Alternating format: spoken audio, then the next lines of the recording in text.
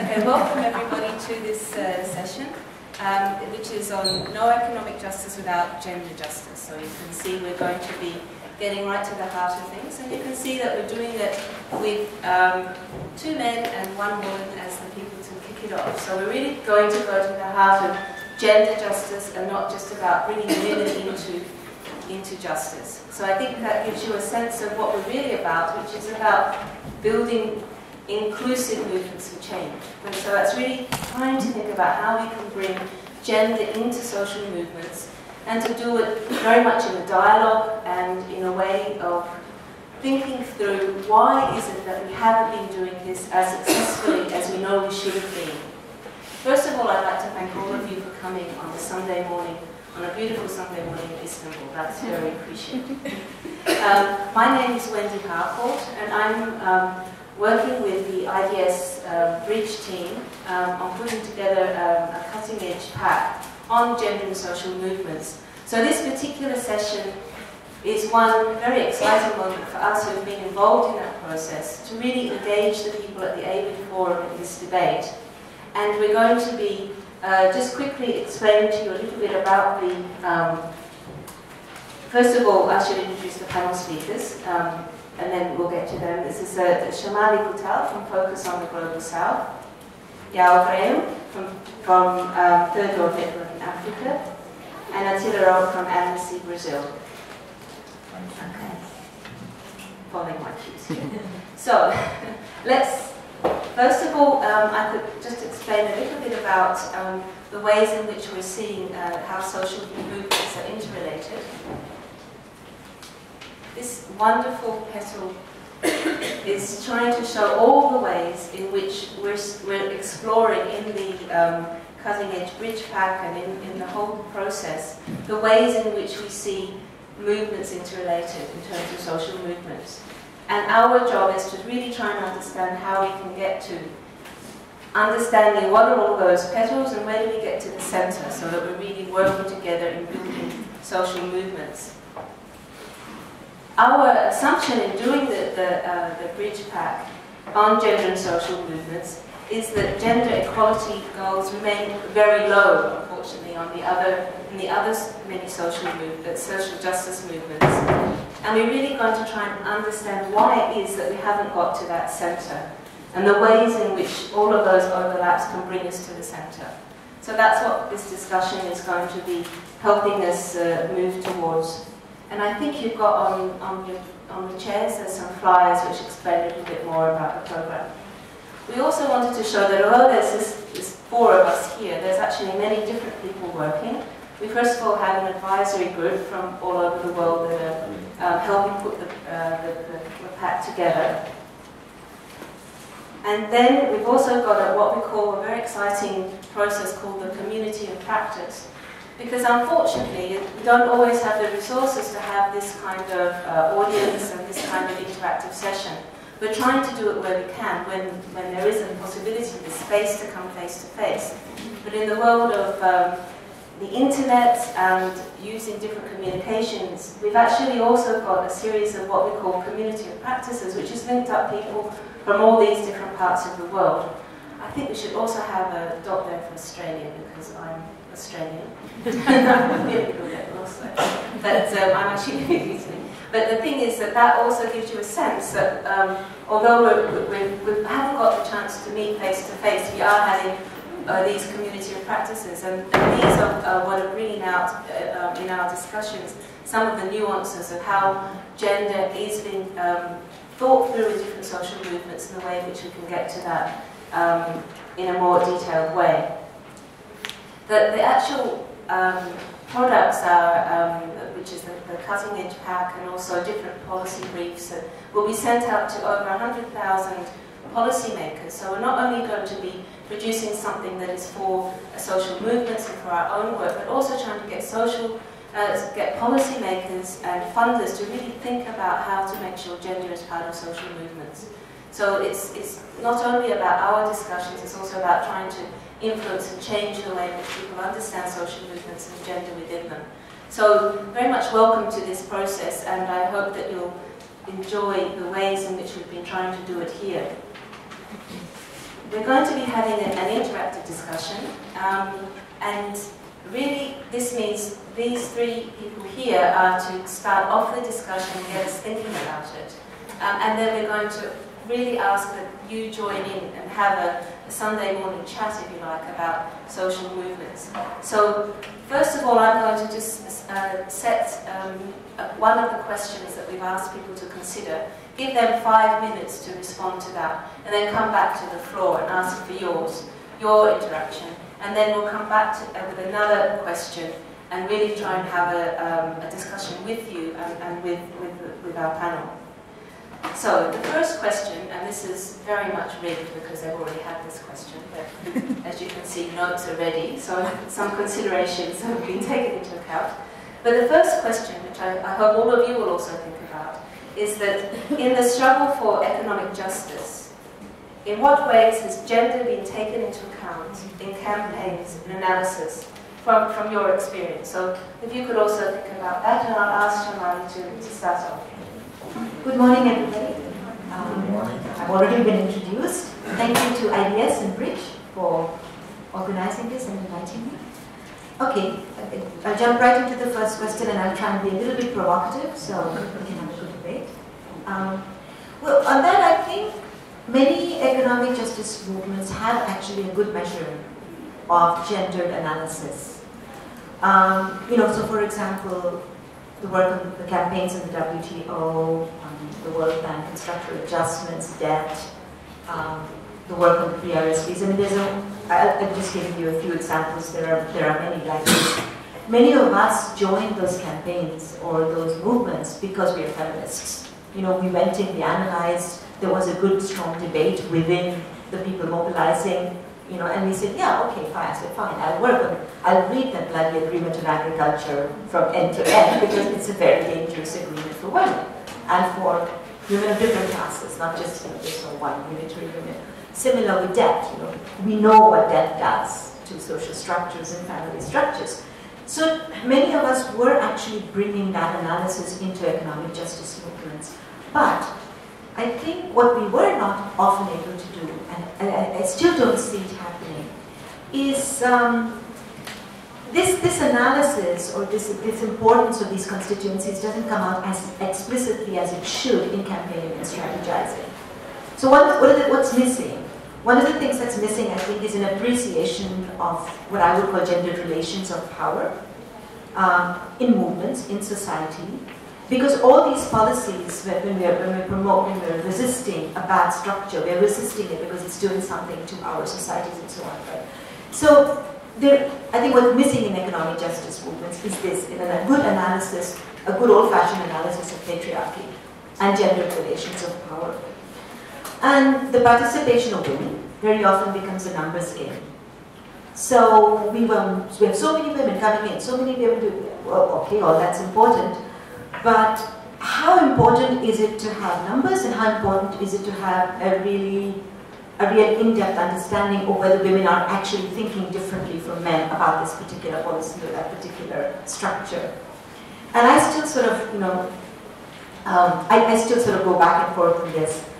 I think many economic justice movements are trapped within the logic of the structures, of the very structures that they're trying to challenge. I cannot tell you how many meetings have sat on fighting the PRSP, which is the poverty reduction strategies of the World Bank or whatever, or arguing in the anti-WTO coalitions that we do not want an alternative agreement on agriculture. We do not want the WTO. That's what our position is. We will not solve the problem of trade liberalization and capitalist trade by getting an alternative AOA. What we need to do is get the WTO out of food and agriculture, and out of services, and out of seeds and so on. But I've been told so often by other economic justice movement activists, but saying, Shal, there's no alternative. This is it. There's no other game in town. You have to make the PRSP better. You have to get structural adjustment in the human face and so on. And we sort of fought and argued and said structural adjustment does have a human face. The human face of workers, of fishers, of women who are impoverished, So, but the thing is, I don't know whether it's because of lack of time. Because in economic justice situations, we're often firefighting, you know. So a policy is about to be passed, the UNCTAD meeting is on, the WTO is meeting, the World Bank's doing this, whenever you have 2 weeks to comment on this or that. So you're firefighting constantly. And if you're firefighting, it's difficult to go in depth into all those analyses with different constituencies. There's also a lack of resources. From my own organization, we have tried so hard to get a good solid analysis of the trade system and the financial system and now the climate, what's happening with the climate negotiations with women from different constituencies and classes. But to be honest, we don't have the resources, we don't have the time, we don't have, you know, and it's not just us, it's many of us working in coalitions together. So, I mean, I'm not making an excuse for it, but I'm saying there are some practical considerations. But fact remains that I think where the economic justice movements have not really been able to get in-depth inputs, in-depth analyses from women of different classes and positions on what a transformative proposal should look like. I think very often what we're doing is we're tinkering with the wiring. And I know that tinkering with the wiring is important because we have to stop something really bad to be able to make space, to make the political space and the intellectual space for something that's really transformative. But where is that transformative structure, the new, different structure going to come from? And I think when I say that economic justice movements are sort of trapped in the logic of the structure, they're also trapped by the same bodies of knowledge. I think one of the things that economic justice movements are trapped in is that, I mean, you will not be able to get new, genuinely transformative new policies if you're not tapping into different bodies of knowledge. And I think there is sometimes a tendency to marginalize or romanticize different types of knowledge. I've been in my own organization when we first all got together, I was asked, Shalmali, what do you think is the main macro challenge, macro issue for women's rights and gender? And then we said, patriarchy. And you should have seen the men in the room. They looked at us and said, you're kidding, get serious. I said, no, patriarchy. You know, it's a serious issue. Anyway, I'll stop there. So, I just think that's a lovely moment to stop because here we have two men. How do you feel about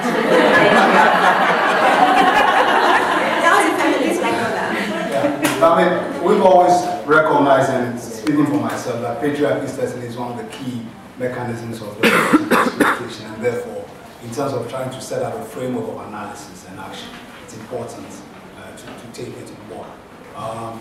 But in speaking about this first question, I like to distinguish a number of levels, which I think is important to approach it. I think most organizations, certainly in Africa and also groups that we work with globally on economic justice issues, at a conceptual level, recognize the importance of gender relations and gender inequities and gender equality as important issues to work on. So that if we look at the frameworks that people set up in terms of the issues to pick, the constituencies to bring in organizations who have to be on board, there's clearly at the starting point of clarity. When you come to the level of analysis, I think we can break this into at least two broad kind of experiences. Where we've had organizations with a dedicated commitment to working for gender justice and therefore doing analytical work on gender relations. They bring they strengthen the analytical basis for working on the incorporation of gender justice issues into economic justice work. Some organizations also, of course, have their own internal capacity. And I think where you find that from the conceptual to the analytical, you find that many economic justice organizations do not have the capacities for good gender analysis. I mean, I take my own organization. I mean, from the very beginning, when we started, we recognized that, I mean, we needed to have a strong recognition of gender relations as part of the definition of our work. And we set up a gender unit as one of the 4 units of the organization. Now, the work of that unit has been fairly patchy. Now that patchiness, I think, is also related to the world outside there, in terms of what other groups are doing, the capacities which are out there that we can tap on and incorporate into our work. Shalmali talked about the trade work. I take the international trade work as one example where you find this patchiness. There's a very strong work around the WTO, around trade issues globally. But until an organization like IGTN began to participate actively, the gender analysis inside the trade was very weak. Okay. This is an international gender and trade network. Okay. I mean, this definitely transformed the debate. But interestingly, in that transformation itself, you find a kind of mutual learning process. Because when the feminist groups came in, some of them felt that the WTO could be an instrument for enforcing gender equality. Because some of them didn't have an adequate understanding about the logic of the trade framework. So it took the conversations for them to understand that, in fact, to seek to use the WTO to enforce gender equality actually would lead precisely to what you don't want, which is to center an institution which inherently reinforces unequal and exploitative relations kind of globally. And I think that interaction also is illustrative of something which we need to have more of. Because the lesson it shows is that, I mean, given the tendency for many organizations, even as we have a broad category, economic justice, there's a fragmentation of focus within the economic justice movement itself. So in that fragmentation of focus, different organizations bring different strengths. And the IGTN example is something we can point to in a number of different areas. If I roll it back slightly to, say, the mid-90s, early 90s, when there are all these global UN conferences. And also in the South, structural adjustment was a very big issue. Because of the breadth, because of the broad and radical economic and social transformative character of structural adjustment, different sections of society were energized to fight against. So there are different elements of analysis and different mobilizations which were united in the struggle against structural adjustment. So you found that structural adjustment had a very strong component of sensitivity to gender relations.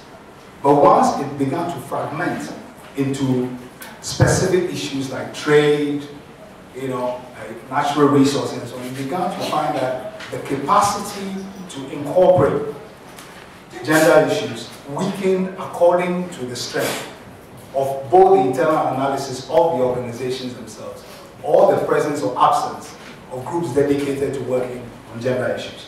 So I think this interactive relationship is very key. And I think that cross-feeding, again, if I use some of the experience of our own organization, in a number of ways, we try to deal with that problem.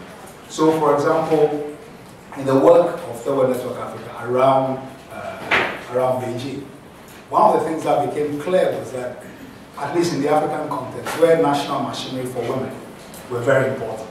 Although we focused on economic justice as an organization, one of the things that we felt we could contribute was to institute an Africa-wide research on the role of national machinery for women.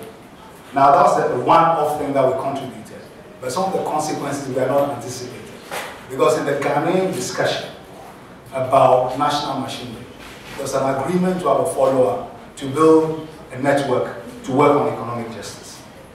So TWN Africa became one of the founder members of NetRight, which was the product of this. So NetRight then is now an institutionalized expression of the work that groups, including those of us who only work in a kind of partial, let me put it that way, on gender issues, then created a common framework for continuing to work on some of the things which had appeared as an overlap at the point of our common work, on structural adjustment. So you can pick a number of these different elements. But in conclusion, what I'd like to say is I think the unities of capacities are important in being able to achieve things. Many organizations have a conceptual recognition about the importance of gender relations. But analytically, you find an unevenness, where this unevenness is compensated for many times as required collaborative engagement among groups who have different points of entry on common issues. And I think that in some areas also, I think some more needs to be done. I mean, we've done some work, for example, with Dawn on capacity building around some issues. And it's been very interesting because we bring a particular strength, and they have brought a particular strength. But more importantly, they have a certain legitimacy with women's organizations that Third World Network Africa would not have. And in that combination, we are then both able to bring different streams on board and widen the basis for deepening this, cross-fertilization among economic justice and gender justice. I think that's a real challenge that we'll come into, is that where examples of how you can share the different capacities of the different organizations, but also hearing that word legitimacy in how the social justice movements working with economic justice, how are they legitimate with women's groups, I think is really key and something that we should be thinking about, how to sort of create that legitimacy. Why is it that they're waiting for gender analysis from us rather than doing the gender analysis themselves? Are they feeling a lack of legitimacy? I think that's a really important point. Thank you, good morning. Thanks, I guess, Bridge, AWID, Yao, Shalmali. It was great to be here. Well, I think I will be very brief in this first round because a lot has been covered. I must say I feel mixed feelings towards that question.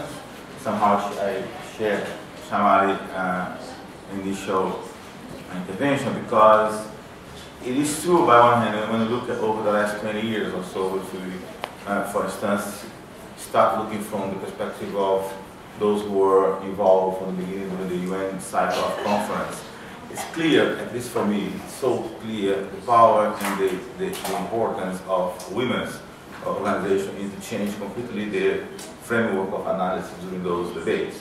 I mean, when you think about how we look at the old debate about power and in the context of the World Social Forum or Beijing or population, even UN and Rio 92, the fact that women's organizations, feminist movement consistently follow each one of those conferences and are far way more organized and prepared than the so-called social justice movement, which were very much sometimes lost and trapped into their own structures and areas of concern. I would say women were those who are able to consistently highlight the contradictions of power as such, from a very in-depth analysis of patriarchy and how capitalism and how the old model is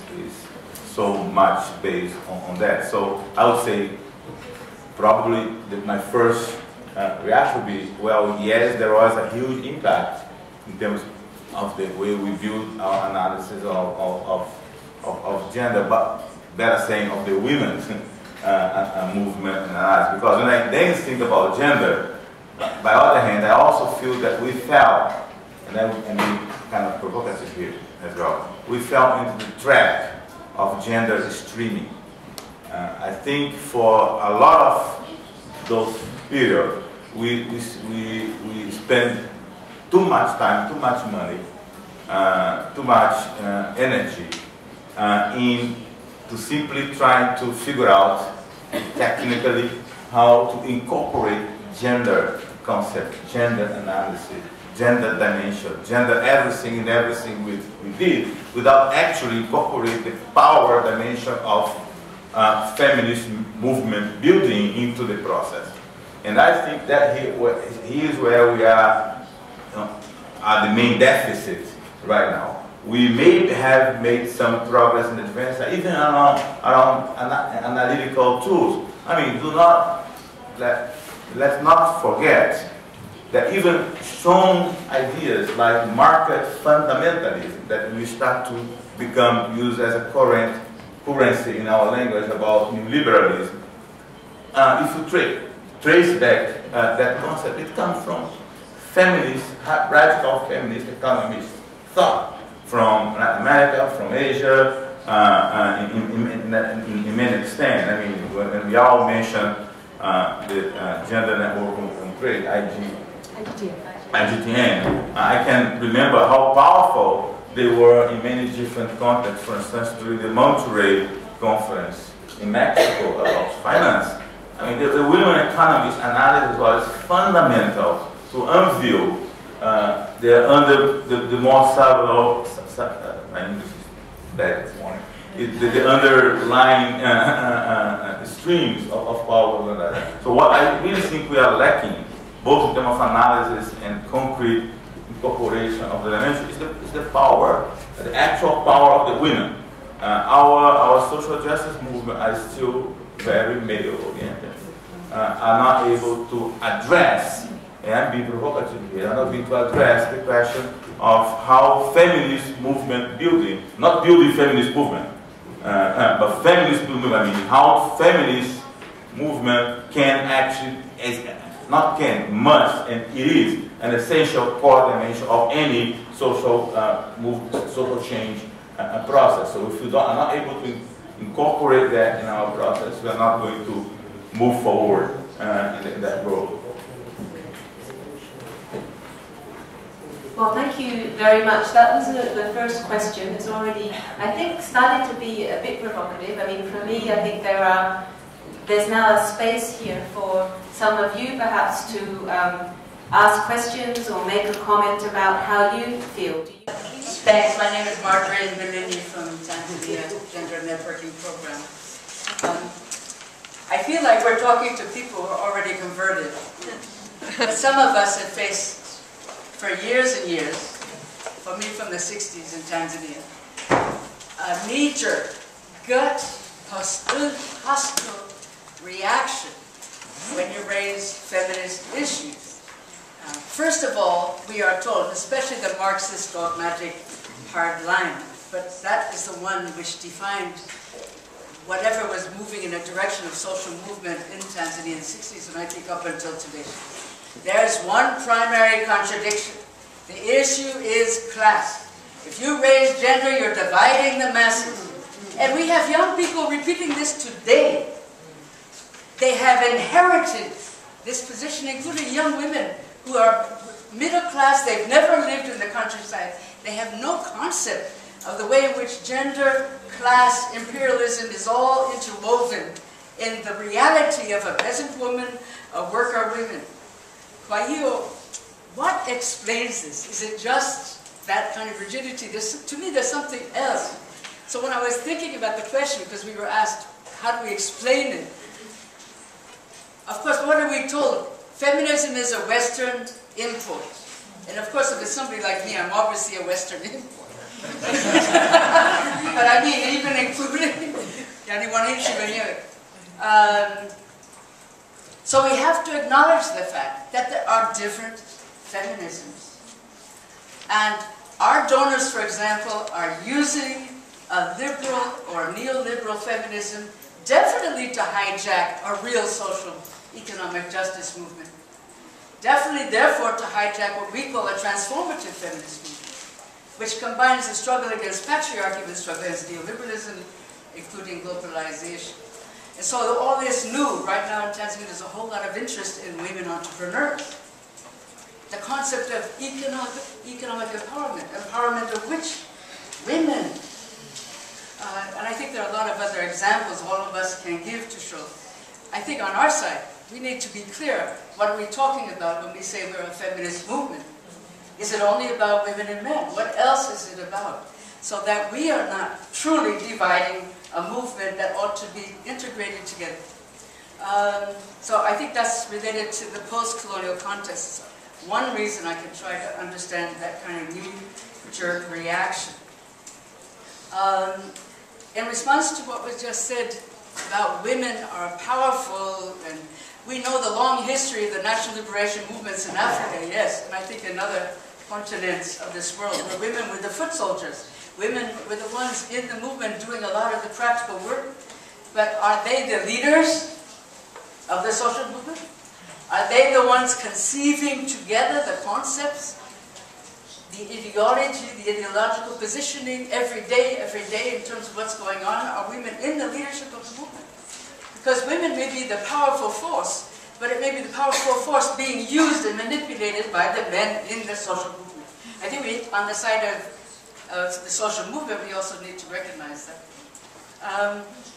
So if I just finish by saying, I like very much the idea, no economic justice without, or is it how it is? No economic justice without no social justice. No economic justice. No economic justice without gender justice. But I think it's also no gender justice without economic justice. And that's a real challenge for us in building our feminist movement. Is there's still a lot of resistance. And on the opposite side, they're very seductive in doing things like AWID. I think a lot of us know AWID, this new green revolution project. It's promoting GMOs, it's promoting industrial agriculture. And they have a program now, in response to criticism, they have a program now to bring gender into their program. But is it in the interest of the majority of women? Thank you. Thank you. That was very powerful and really to the point. Can I just ask you to again try to keep to maybe 1 or 2 points that you want to make? So thank you, Miss. Can I make 5 and keep it to 1? It's 5, 8, 5. Sorry, I'll be quick. Thank you very much, Shalmali, for that input.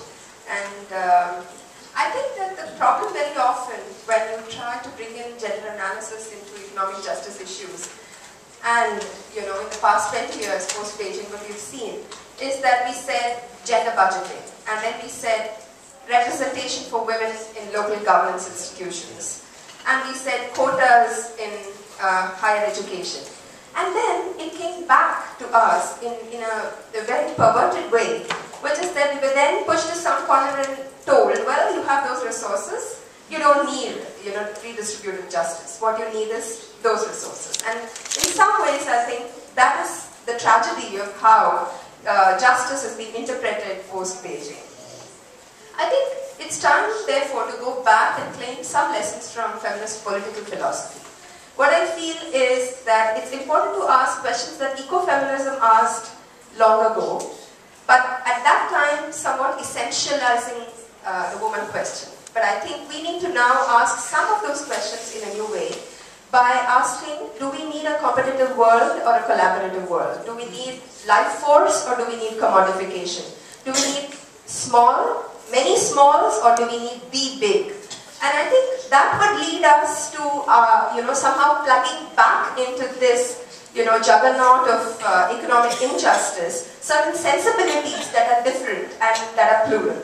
I would just like to end with 3 suggestions. The first is, we don't have a choice without resources, without time. We have to be at it. And therefore, this institutional analysis of the burdens women suffer. In my country, the liberalization of retail sector, there is so much propaganda that nothing is going to change, but I can see on my street how when a mall comes up, the smaller traders just go away. So there is too much propaganda, so we need to do the household level data analysis of how burdens are shifting. Plus, there are 2 more things I would like to suggest. One is both in the area of the commons, which includes natural resources, airwaves, and everything, as well as in the area of global governance. We need to bring in a new strategic analysis about masculinities. I think about the commons, we need to ask the question, what are the masculine frameworks that are informing the regimes and governance of the commons? And we need to ask the same question of global governance as well. Thank you. Thank you to you for raising that issue. In a previous session where I spoke on the commons, I had emphasized the fact that the commons are no longer the common, and that the commons are fenced and have become more and more exclusionary in the way that they leave out single women, they leave out a lot of people who may not in fact be part of the structures that are put into govern the commons by the framework that we have from the commons discourse currently. So we really need to think about that from a feminist perspective, and I'd be happy to be part to that whole group that might be interested in doing that. So thank you. The point I wanted to make was in the forest rights movement in India, we have had a lot of upsurge in the enactment and the action after the Forest Rights Act. In doing that, we have different movements working to fulfill the agendas of communities, indigenous communities, tribal and Dalit communities getting rights to the forest. And rights to the forest in the sense of recognition of traditional rights. But that has been, again, in a delimited way, that the Act says that each household can claim up to 4 acres, which, again, if the family has, in fact, been working on more than 4 acres, they're now delimited, and within the delimitation, women get joint title with their spouse. So you have to be a spouse to qualify for the joint title. The single women in the family, the daughters in the family, daughters will get it when they get married. So the transaction of this with the movements has been extremely problematic in the sense that let's get the right, then we talk about women. You know, the point that was raised earlier. So what we did strategically was, in fact, to bring the women from the movements to talk about this collectively and then try and go into our own movements. Because I agree with the gentleman when he says that the way that gender analysis has been posited as a tool, as a technical tool, and been marketed to then look at a projectized approach of addressing gender, has in fact created barriers to how gender is received in movements, you know. And I think it's important for us to understand why. In India, we find it's because very little of the gender analysis, in fact, looks at intersectionalities of class and caste. And while we are trying to do that, we still receive the resistance because the framework itself doesn't look at these issues. I'll stop here. Thank you. Can I just ask which organization you're from? I work independently with people's movements and grassroots organizations. I'm from India. So my name is Alejandra Scampini. I'm now with AWID, but I used to be in ActionAid, I used to be in DON, in REPEM, used to be part of World Social Forum, Feminist Encuentros, GCAP, the Gender Campaign Against Poverty. So I have lots of reaction, but not mixed feelings, I must say. So I think that there is today a recognition, I think, from the economic justice movements that women have done a very good job at building the interlinkages. We have been doing a great job, you know, making the analysis stronger. But I don't know to what extent that analysis is really being used by the economic justice movements and other movements. And in that design, I think that it's much more complex. I know that it's difficult to show the complexities, but within those groups, there are really serious challenges. Women's rights with indigenous rights, you know, how do you sort out common rights and individual rights that really prevent us to move ahead on alternatives. And the second thing that is really related to an opportunity, the funding, you know. All of the work that women's rights have been doing, including also feminists, it's with very little funding compared to the monies that, I don't know, other groups. Yesterday I was hearing that the budget that is today for women's rights work, it's 1/3 of what Greenpeace has. So it's incredible. And now there is a trend on investing in women, and we are also happy and saying, oh, now we are important and it's empowering women. And that's an opportunity for collaboration between the two movements to really challenge what it really means investing in women. And at all these spaces, WTO, aid effectiveness agendas, you know, Doha and all those, I mean, we really need to strengthen that cooperation because that's a backlash. That's not bringing a feminist analysis. So, can I translate? Yeah.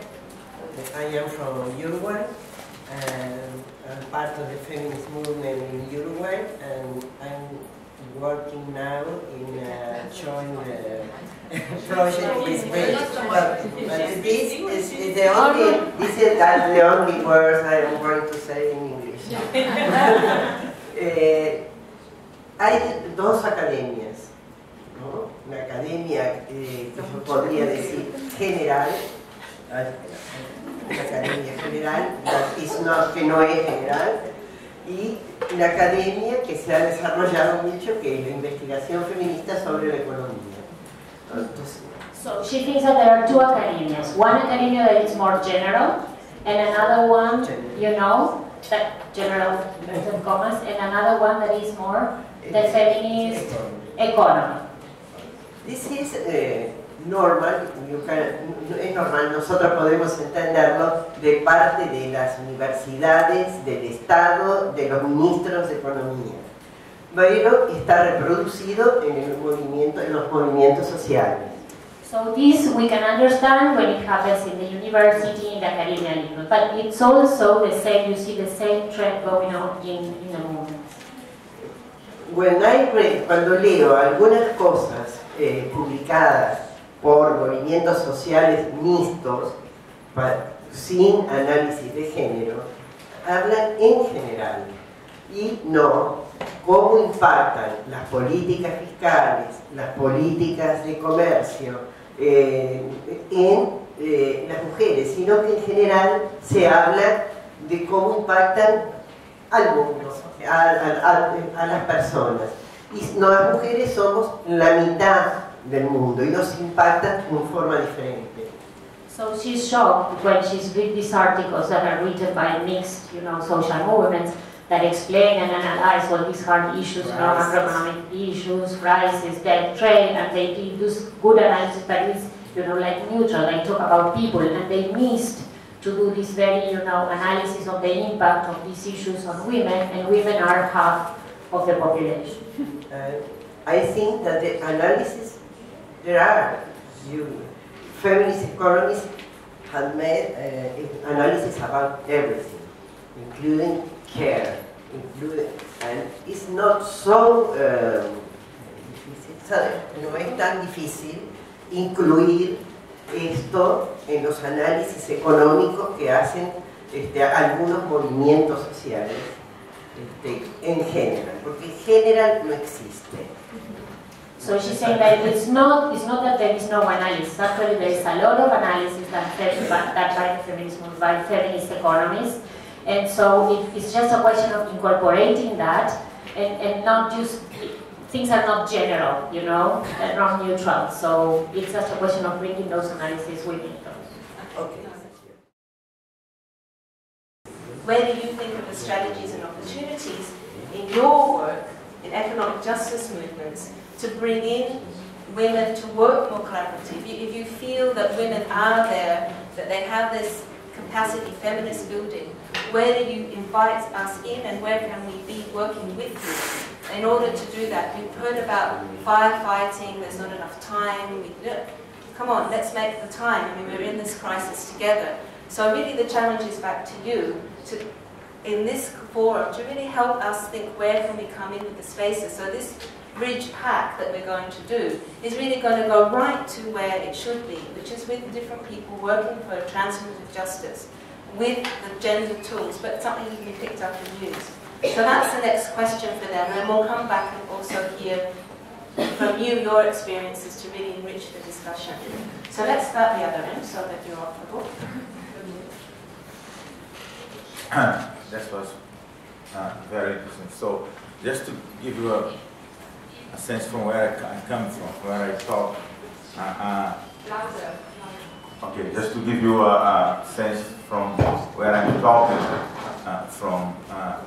Like Alejandra, I'm very young, but I've been around for a long time. So I had a long history of work with civil society in Brazil. I was involved in the World Social Forum building process. I worked for a short period of time with ACTION US, and now then I went back to Brazil to lead an organization there. Now I'm just starting as director of Amnesty International in Brazil. It was fantastic to build that movement there, and that brings me to my first point. I think we really need to challenge ourselves, our organization, our movements, in terms of, again, feminist movement building a way to recapture the value of radical thought, or maybe radical feminist thought, to guide our actions and movements. Somehow down the road we start to lose that again, though during the whole process of the World Social Forum the sentence was another word is possible, etc. But I think that it's very important that we really regain the sense of power that we can build through imagination, through help, through guide process of imagining different ways to organize the world, for which we don't even have the word, the concept still, because development is not the concept. Democracy it is in many ways, but also it's not specific enough. Anyway, and the problem I see two challenge for us to do that. One, we need to connect. We need to connect to other streams of discrimination as part to acknowledge and recognize that those other streams of discrimination as structural dimension of the power. If I think about Brazil and they may differ in other place, I would say the power is structured there through two main pillars. One is gender discrimination, the other one is racism. That's very strong in the way that society gets organized. And I will not tell all the stories here to you now, but a lot of progress we made there has to do with collaboration in many ways between women's movement and those who fighting racism, and bring this into every level of the struggle, from environment to economic justice to political participation, etc., etc., etc. So, but that has to do with this idea of regain the sense of power, of dream about another world, the strong of utopia, etc., the capture the value of radical thing. I think we really need to not be afraid to say that we are here for change the world. And again, coming to an organization like my own right now, Amnesty International, we've got 2.5 million members in the world. We are aiming at to have 50,000, 100,000 members in Brazil, etc. If you don't communicate clearly that message and bring along that message strong radical feminist thought in terms of challenge the power, articulate to other streams of discrimination, we are not going to be anything else rather than just keep talking about the treaties, the human rights framework, blah, blah, blah, and how to talk about. I mean, is that not build power that just kept into the process? Just to finalize, follow up on what Alejandra said in the end, we need to recognize that we are facing an incredible, difficult moment, interesting, rich, marvelous in many ways, but also we are facing a major, huge attack against everything that we managed to advance, to progress over the last 10 years or 20 years.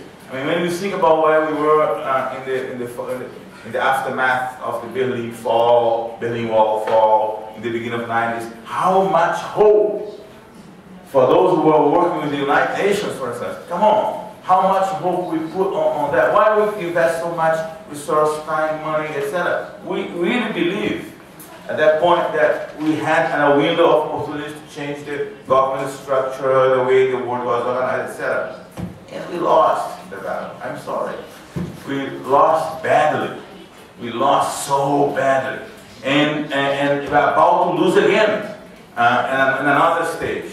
I mean, you heard Boaventura saying another day about the 7 lines of challenge for us, and I think he's right in many of those things he said. We are seeing privatization of life at all levels. We are seeing the entities of the state. We are seeing the movement being fragmented and not be able to address their own power relation challenge, etc., etc. But on the other hand, we are seeing a lot of energy out there. Occupy Wall Street, Arab Spring. I know it's not Arab, it's not Spring. I mean, that's not capture everything, but anyhow, the Arab Spring thing. But I mean, on the other hand, they kept attacking us. So we need to. That's a window of opportunity. We could look at different contexts, in particular, home space in the region, the country, how to address those issues. But I think I'm not going on to that right now. Otherwise, I'll speak too much. Yeah, for instance, budget analysis. Just to mention one that seems to come out so often, and there are certain level of skepticism on that as well. When I look at the Brazilian experience, the way the women capture that, and the way it relates to other other movements and other student discrimination, it is still a very powerful tool to challenge assumption of power, especially when you combine budget with public finance, which is beyond budget, especially when you combine that with the way the state appropriate resource and distribute with tax systems and etc. So that's one entry door, but not the only one, and depending on the context and institutions available. In some cases it is, in some other cases not. But important, I think, is to connect the struggles. Okay. I think the idea of connecting the struggles, but also working with Amnesty International and human rights, that seems to be a very clear way in which women can be working together. So I think that's a very welcome thing. I would hope you also continue to have some hope that the fact that you're growing and continuing and the feminist movement is growing, that we're going to have some way to counter what we're facing. But maybe moving over to where the World Network could see things happen. I want to pick up on some of the things that were coming out from the contributions. And first, to start with some similarly mundane points. One, some aspects of the complexity, which is hidden when we talk about economic justice, movements, and women's movement. Because in many situations, the actual challenge is building the movement, as opposed to presuming the existence of the movement. Because we are really talking about different kinds of organizations. I mean, when the issue of funding is brought in, we are talking about organizations who have defined areas of work which are important, but which then have been the basis for raising money, okay, in the context of growing, results-based management frameworks, which in a way depoliticizes the whole business of working for change, but also limits the capacity for movement building. So it seems to me that there's some kind of a big elephant in the room, which we are not addressing, which have consequences when we talk about movements. Because we are talking about also actually a situation where there's been an expansion of political participation, side by side also with political demobilization. So if we take that context, and also the point made about building women entrepreneurs and so on, pointing to different conceptions of economic justice. The latter, this kind of backlash thing that Alanda talked about, meaning also that there's more money available for kind of a new alternative. If I take Africa, I'm amazed. I look at the public here, suddenly Africa is the new growth pole. Africa is rising. And people are becoming caught up in what I call the new neoliberal Afro-optimism, okay, which has consequences also for conception of politics and struggle.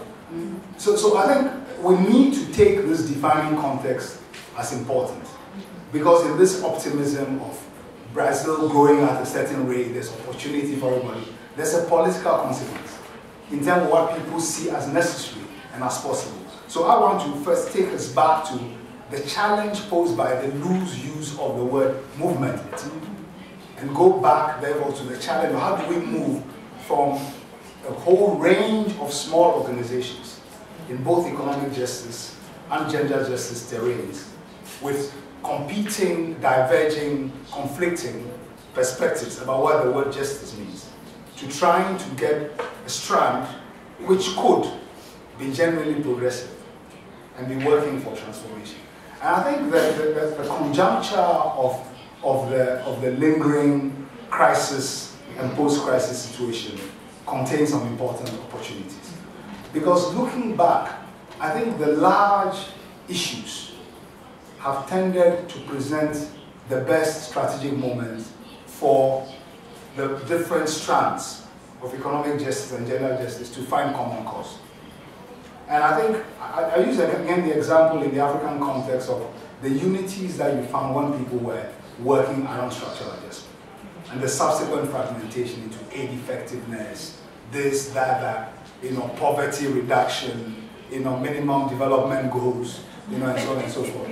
Now, I think the crisis has brought back the centrality, really, that all these different strands speak to a common strategic challenge, and also offer the opportunities for beginning to see some linkages that run across.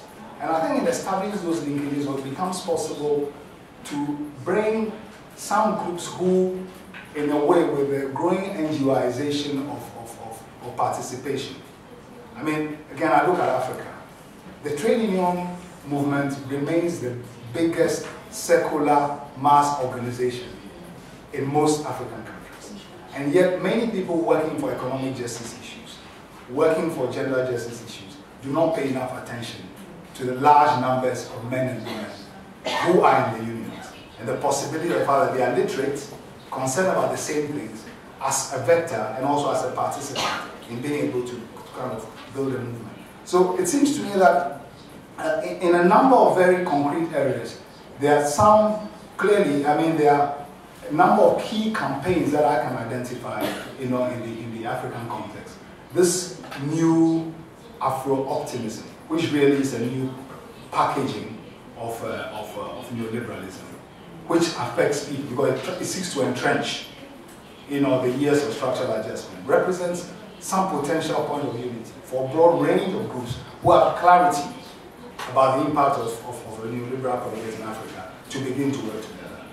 Those also provide basis for solidarity with other groups across the globe. What I'm saying is that the fragmentation that we've all experienced and have also participated in willingly represents a major challenge that we must also address in thinking about how we can begin to work together more collaboratively. As to the particular functional forms, we can identify issues, and that I think we can leave for the concrete moment. We can identify methods, whether it is collaboration, around particular, mobilizations, whether it's around, some elements of common research and so on. Those functional things we can identify. I'm saying that the larger challenge is a political and organizational challenge, which has come about from the fragmentation and also the logic of donor, demands, and also, therefore, the growing participation, certainly in Africa, where there's liberalization, the growing political distribution, and also things like land grabs and so on, which are bringing more and more people, into an active recognition, in a certain sense where passivity had fallen in because things don't seem to work. The great developments represent strategic moments where we might be able to begin to find some unities and work across. Thank you very much. It's interesting, that concept of the sort of neoliberal hope of Africa. It's just something that I haven't thought through, but it's certainly I've had colleagues in East Africa who unfortunately sharing of this concept that growth is happening in Africa, therefore everything's okay. Okay, can we finish up with Shalmali to respond to that question, and then we'll come back to you and your comments as well. Thank you. Just a quick note before I make my response. By the way, if people are interested to make some kind of an email group or discussion on a feminist approach to the commons, I would be very happy to join, because working on the commons is a very important part of my work. We can maybe put up our emails addresses together, so that's just a segue. Yeah. On this question, very important, I think, very issue. I think economic justice movements have to start listening. The economic justice movements need to learn how to learn. They need to, I know it's going to sound very dramatic, but they need to leave this temple of, existing assumptions and move out and say, okay, what are the other bodies of knowledge that exist? And how do we learn something? How do we learn that knowledge which will truly transform the structures? I mean, when I said earlier about tinkering with the system and firefighting, I wasn't making an excuse for the networks that we're part of, but I'm saying I see that's actually happening, And then you get so caught in that logic, you know, you spend sleepless nights reading this agreement to that agreement, that this idea, what do you want to put in place of it? We're saying WTO out of food and agriculture. We're saying no green economy, you know. We're saying no climate justice without gender justice, no climate justice, we don't want climate change, we want system change. Okay, what do we want to put in that place? And that work is hard work. It's brick and mortars work. It's also political work and conceptual work. And I don't think that the existing economic justice movements have the knowledge to build those systems. It doesn't, including my organization and the networks we're in. We really need to learn. We need to learn how to learn and all those kind of things. I won't become too postmodern, but I think you get my point, right? I think we really have to look at other bodies of knowledge. The other thing is also this, you know, and there's a lot of terminologies like, what is the alternative? The alternative to what? Well, what is the alternative to the agri-food system? Well, excuse me, majority of the world does not eat by the agri-food system. Majority of the world actually eats quite differently. So what is the alternative? Who are the minority? The minority are the corporations, are these capitalist structures that we are fighting. But because they're dominant and mainstream, we call what majority of the world does an alternative. You know what I mean? So it's for me, I think there's a lot of conceptions we really need to examine. I won't go into the soul searching now, we can do it over coffee, but I think even these terminologies we use, no? when looking for a different structure to put in place, I think we need to unpack the assumptions that we're coming in. And are we really trapped in a logic that we can't get out of? And does that have to do with who we are, where we're located, etc.? So that's one. Another thing from the feminist and from the women's movement, if you will, side of things, I think it's really important for women's movements and networks to build a very solid understanding of macro level and regional processes and structures and trends that actually entrench the inequities and entrench the inequalities and exploitations that we're trying to fight with. You know, of course these structures exist at multiple levels, right, local, etc. But the thing is, we can change things at the local or national level, we can try to do that. But globally and internationally, the macro system still remains unchallenged. And if we don't start really bashing at that big, I don't know, mega dome, you know, we're not going to be able to have real change. And I think, and I would like to refer back to one of the points that Yao made, for example, which is very important, is we have to look at what are the trends and what are the, you know, policy, political, financial, etc. trends, and how do they relate to the way we are responding to them. Are we being instrumentalized? I mean, look at financialization. What is financialization at the global level? How does it affect? Why does it affect women? Why is it important for women to understand financialization? But what does it also mean at the local level? How many microfinance projects have put women in such debt? How many I've looked at so many microfinance, microcredit projects and talked with government officials about them. It's very clear, they want to integrate women into the market economy. They make no bones about it. That's what governments do. The finance minister says, we're doing our bits, you're the NGO, you do your bit. You know. Now, I'm not saying that women should not have access to capital. Of course they do. They should if they need it, and so on and so forth. But is there some other analysis that we can bring to it?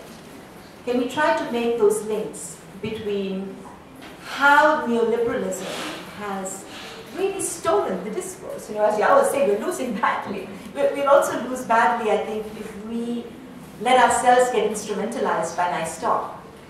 And I think a lot of, I get very worried. I hear a lot of women's organizations engaging with USAID policies on, you know, USAID funded programs on women's economic empowerment in a post-climate world or some such thing.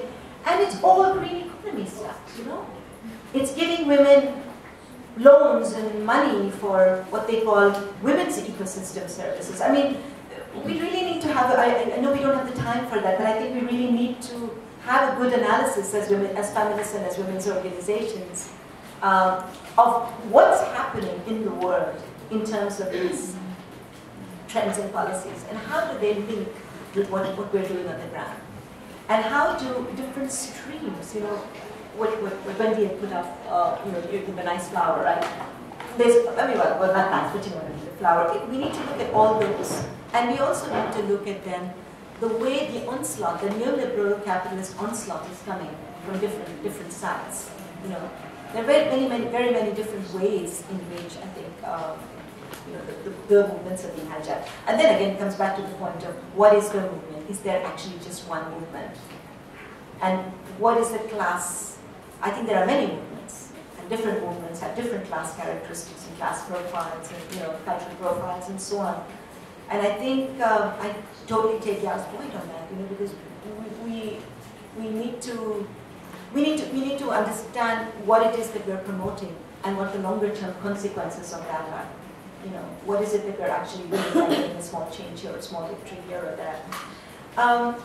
Yeah, so I'll leave the rest for the later. One last thing on this point, just from what Focus is doing, my organization, Focus on the Global South, a small, I think, activist research organization based in Asia.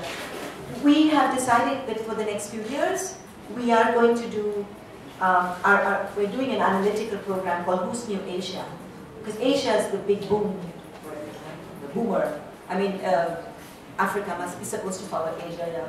Absolutely. You know, no, but this aspect, what you were saying, the whole, you know, yeah, aspirational stuff that they're putting in Africa. Now they say, look at India, look at Asia, that's where the growth is. Asia shows the power of capitalism, you know, basically.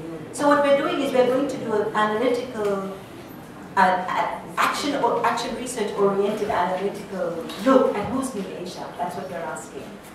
And look at whose Asia is it from an ecological point of view, economic point of view, cultural point of view, racial point of view, and a very important central part of that is looking at Asia through the feminist lens.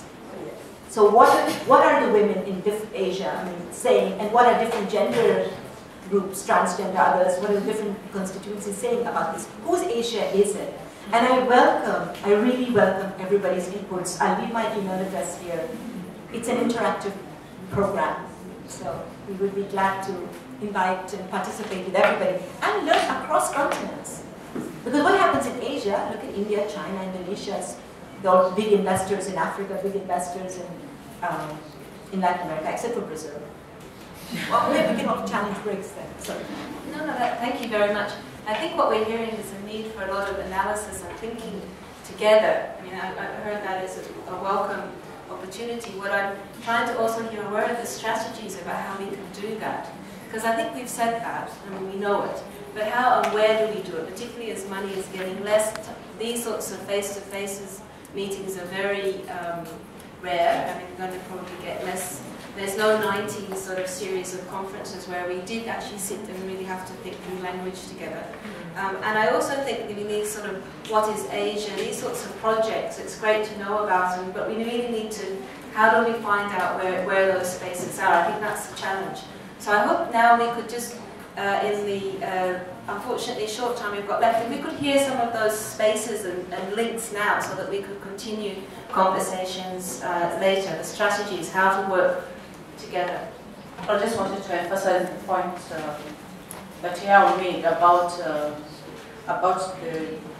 Africa being a new growth pole, and your comment on the East African community.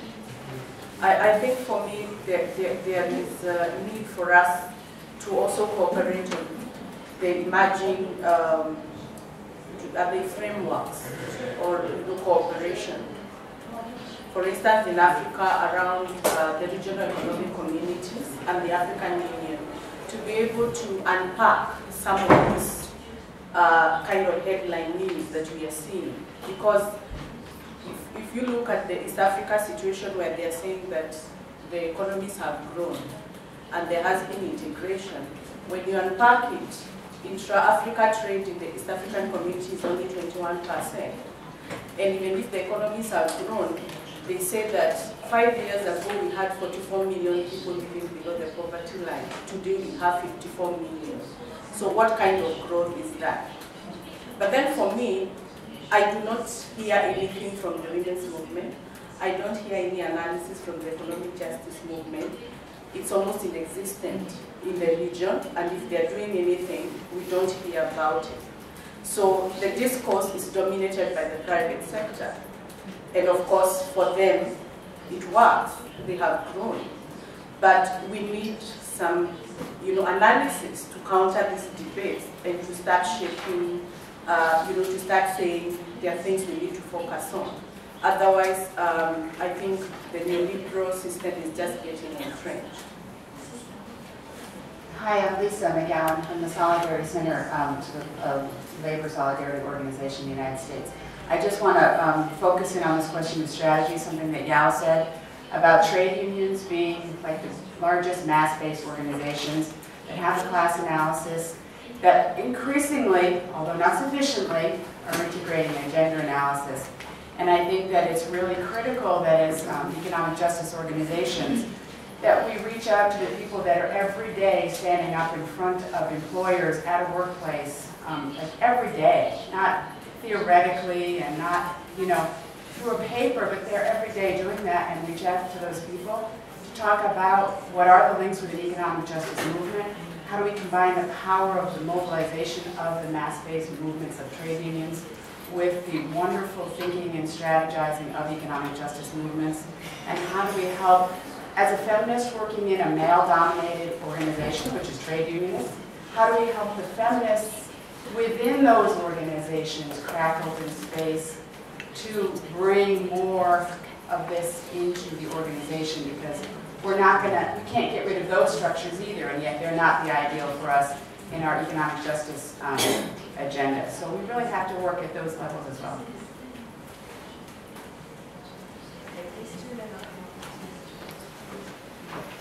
Good morning. My name is Margot Brooke. I work with the Center for Women's Global Leadership. I just wanted to mention one of the projects the Center is working on right now on integrating a human rights approach to macroeconomic policies, which I think could be a really great tool for us to think about on how we use principles of human rights such as non-discrimination, equality, progressive realization to look at macroeconomics, monetary and fiscal policy, as well as the state's obligation to protect, fulfill, and respect economic and social rights. So I think this is a great strategy.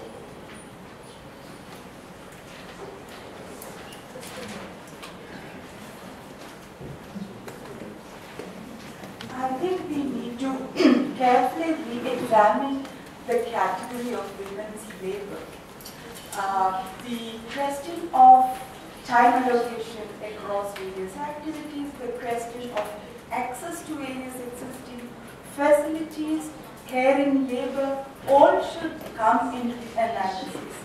And if you look at the inclusion of women into economic sphere, has not taken up this question of returns to labor in a fundamental way, which is very clearly evident in different forms of inclusion, whether it's home-based production or organizing women in self-help groups.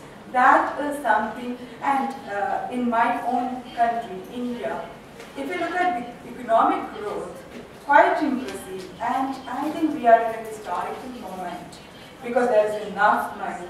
We need to make the change in a more radical and fundamental way. Thank you.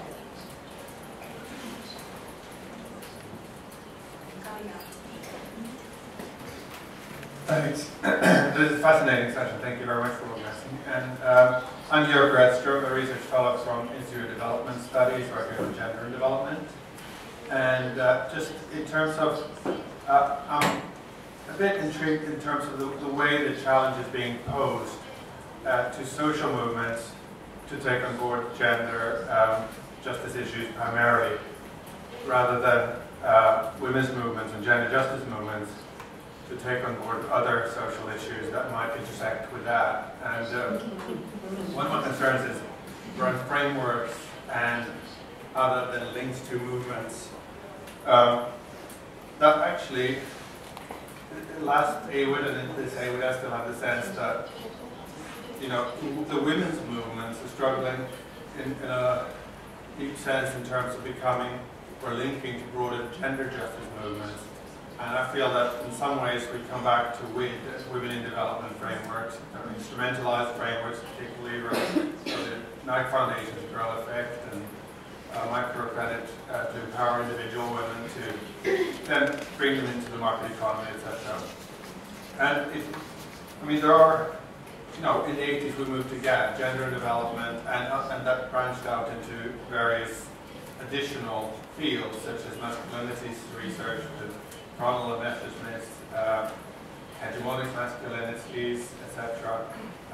Judith Butler's The Queering of Gender, and I think those are areas that need to really be integrated into reworking of kind of frameworks to be able to support the linking of movements. And for example, I'm a feminist. I'm opposed to patriarchy, but I'm not sure I'm a member of women's movements. But I am a member of gender justice movements. I work with men who are in this sort. I'm trying to wrap up. Basically, the two areas I think is we need to focus on queer theory and the kind of the critique of the heterosexual nuclear family as the basic fundamental building block and unit of analysis.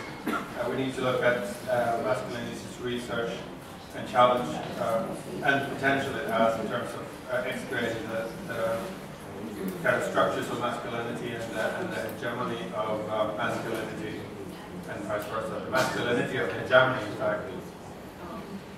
Thank you very much. I feel that particularly as the author of the report, I'll have to take all of those on board. Thank you. I'll be really, really quick. I just have one quick comment because I'm new to all of this. I'm new to AWID. I'm new to the theme of the topic. But what you said about labor and involving women in labor, I come from a generation from when I was educated and someone heard feminist, they kind of ducked. And we learned about this kind of, we were part of this third wave where there was a backlash. And I wonder if there's a space to start kind of getting back into educating our younger generation about what it means to be feminist, what the definition is, and kind of getting around collectively organizing all the younger women about what it really means to be feminist. It's not just anti-this or anti-that. And when you look at trying to gather around women who are trying to work in traditional male economies, etc., that when you approach them, then when you say feminist, they don't go, oh, I don't want to be a part of that, or I don't want to be a part of this. And I don't know how to best approach that, but I just kind of wanted to raise that comment. Just a very quick, it's a request. I'm Lane from Malaysia, and I work with various grassroots groups.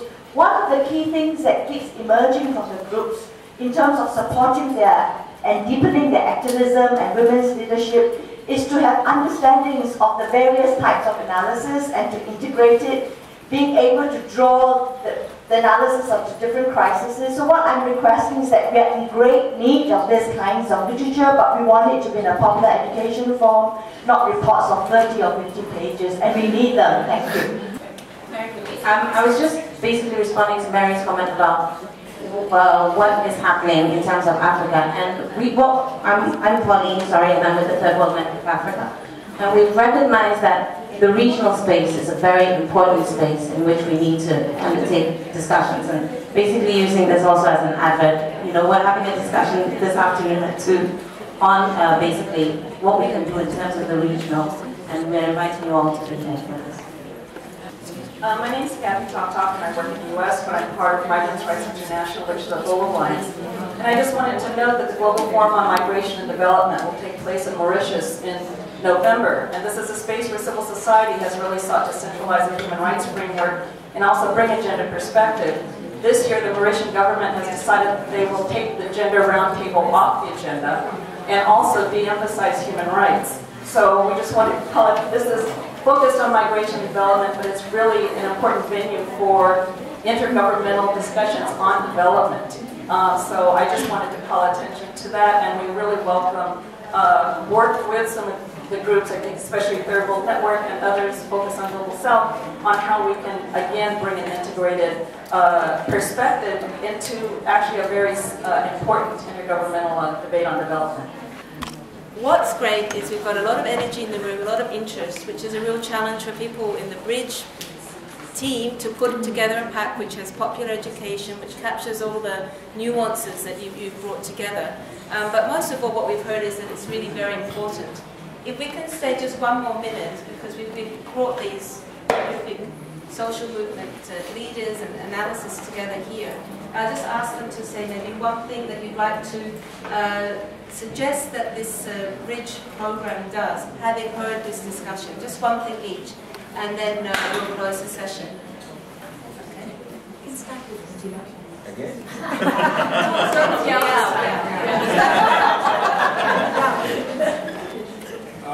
I think one of the Africa is definitely I think one of the areas which requires a lot more discussion is the disconnect between those who are actually engaged in mobilization and those who are engaged in working for policy change. I think that bridge, I think it's a challenge. Yeah, Robert mentioned two things. One is the challenge of reframing our discourse, our language, the way we communicate. That's huge. I mean, we are not reaching out in the extent that we should to the new movements, to the young people, to many other sectors in our society. So that's a big challenge. The second is more like, again, to say that it is not just simply about gender analysis, but about women power. And that's another thing, we really need to recognize that. A couple of quick suggestions. One is maybe, well, look at the way policies that are, or trends that are going around the world are manifesting themselves at different levels. So we're looking at, say, financialization. How is it manifested at a global level, at a national level, but how does it also find expression at local and national levels? So that's one way that organizations who are working on the ground, on some stuff like regionally or globally, can also see how we're all being affected or pushed or instrumentalized or moved by the same types of trend that's being expressed, that's finding different forms of expression at different levels. That's one. The other thing is the debate on alternatives, the discourse on alternatives really needs to move forward. I find that there's a lot of almost romanticization of pre-capitalist market types of structures, and that's very, very dangerous, I think, because we can't go back to some things. So we need to think about building systems that are sort of post-capitalist market structures, and where's that thinking coming from? We just can, in any way, create some kind of virtuous space for more dialogue between women's groups and other different constituencies, and that would be very helpful. Thank you. Well, thank you everybody very much. Please do put your name on, there was a list circulating so that you can get a copy of the Bridge Pack and information about all of these types of things that are happening.